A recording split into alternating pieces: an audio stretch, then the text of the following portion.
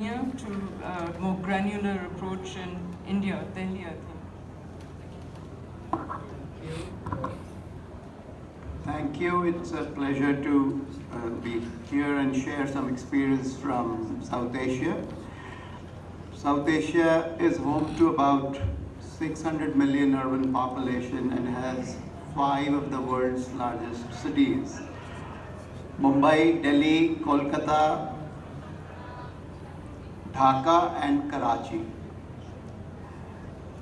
India's urban population has grown very rapidly. It's doubled between 1991 and 2011 and stands close to 500 million at this moment. The urban vulnerable or the urban poor represents the fastest growing segment of the populations of most South Asian countries.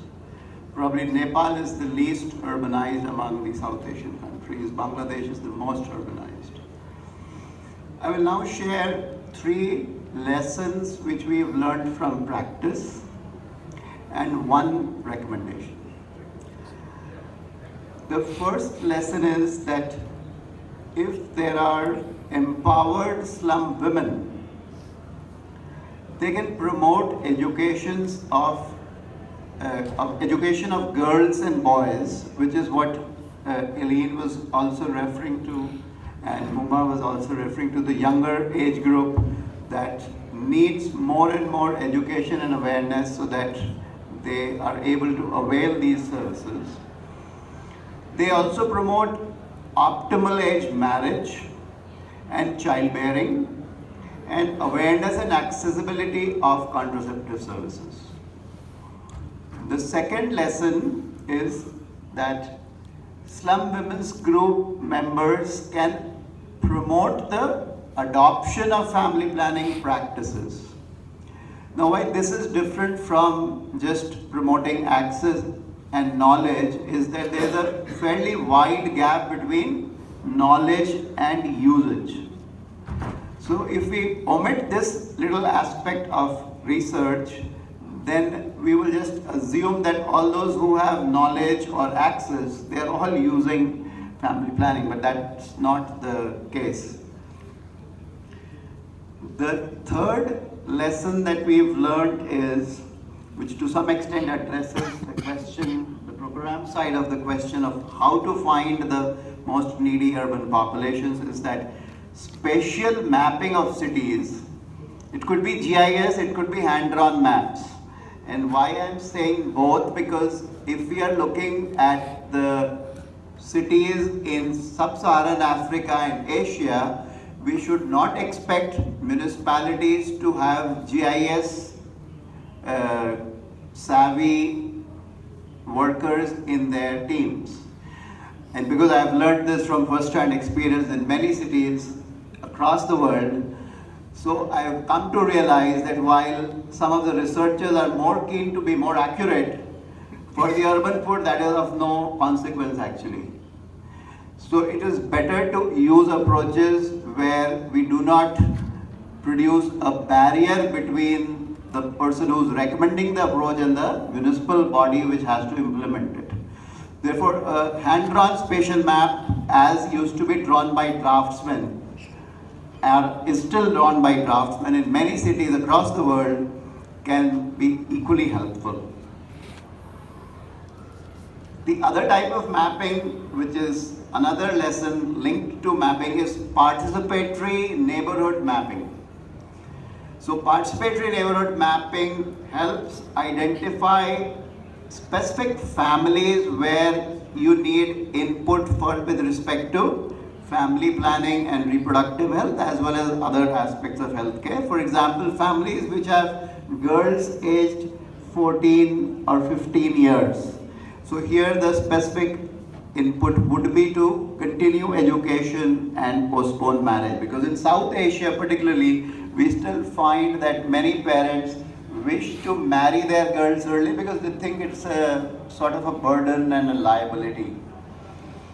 We can also find newly married couples through these neighborhood mapping, and then those can be encouraged to adopt family planning, delay their first child, and also find families who have 3 or 4 children, and there the input specifically can be towards more permanent family planning methods.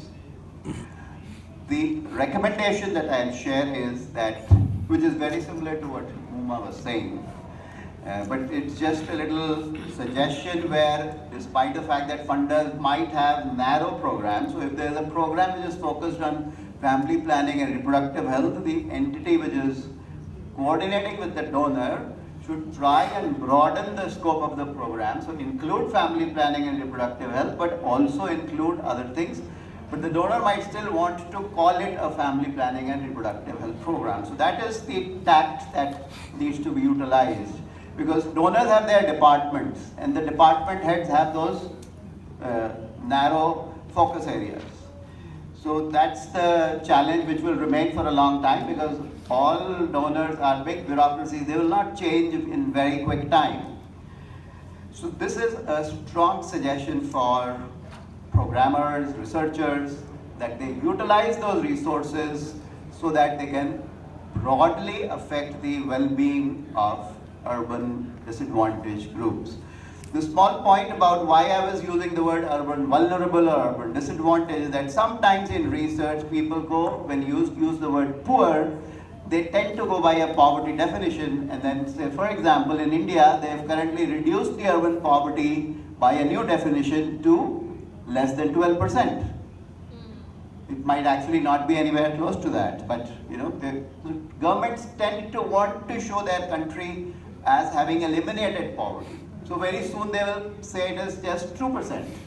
But that doesn't really make any difference to the lives of the people living in those settlements. So we should really take these things very seriously and acknowledge that everybody wants to show themselves as doing good. So keep giving them a clap and then continuing the good work. Thank you. Well, Siddarth, clearly you have years of experience in doing what we want to ideally accomplish. But how important is the local context, the national government? How do you go about getting that buy-in from the beginning? And I also had the privilege of hearing you talk, and those neighborhood maps as defined by people themselves, and the involvement of the community is essential. But in terms of convincing the national government about where to locate services, etc., wouldn't you need more, just being provocative, wouldn't you need more hard data in order to convince them to put more money where it counts? Thank you for that question. I've had the opportunity and the honor to actually have influenced the Indian government to introduce what is called the National Urban Health Mission now. Even though still it is in its very infant stage as regards to rolling out, but it's been drafted and is there. So with regards to involvement of the government at local, provincial and national levels, what we have learned is that we utilize existing government documents which have already expressed in some way or the other the need to focus on the urban disadvantage or the urban poor or the urban slums. They use different words, so it's the art of the person who's making this effort to pick out those words from existing documents. For example, there was a 10-year-old report by a committee which I utilized for the first time to prepare the first file to the note so that they could push that agenda forward and constitute a committee. The other thing is to have stakeholders involved at city and sub-national or provincial levels through stakeholder consultation, so that from there the input feeds to the national government and it doesn't appear that the person like Siddarth is coming and telling us. The third important tact is that we should not issue any letters ourselves. Our role should be to get it signed by whoever is taking the lead in that particular setting. It could be a health department official, it could be a municipal department official, it could be an urban development secretary in the state, and likewise in the national level. So I made the mistake of signing the first letter in the city, Dehradun, and the moment I realized that this was a big error, I did not sign even one letter subsequently.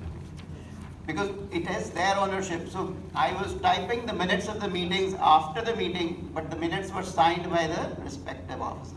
So this is on how to encourage the government. This other thing which Deepa asked is about data. So we utilize census data and correlate it with other government data. So the important thing is for government to be involved, use government data in as tactful a way to make the point rather than use your own data. So then because it is coming from some ministry or the other, so nobody will question that data. The third point is about the community.